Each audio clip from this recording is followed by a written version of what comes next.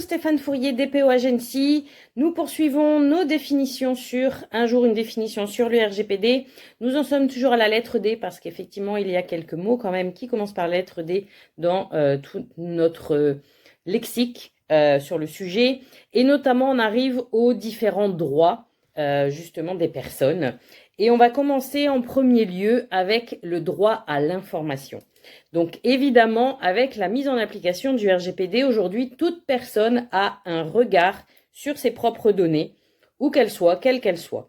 Et par conséquent, quiconque met en œuvre un fichier ou un traitement de données personnelles, eh bien, il est obligé d'informer les personnes qui sont dans ce fichier.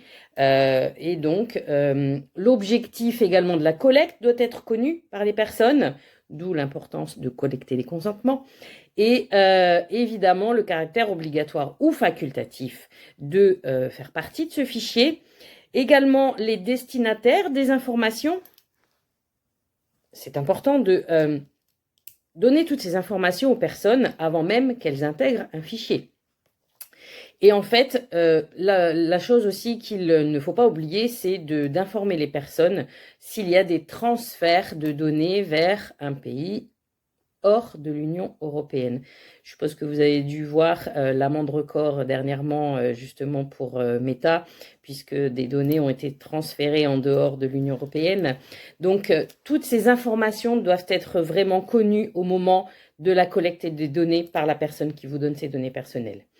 Nous verrons les autres droits dans la prochaine vidéo, puisqu'il y en a effectivement plusieurs. Mais donc, moi, je reste à votre disposition si vous avez des questions sur un mot, commençant par D ou pas, pour pouvoir y répondre. Et bien sûr, n'oubliez pas, avec DPO Agency, le RGPD devient sexy. À bientôt!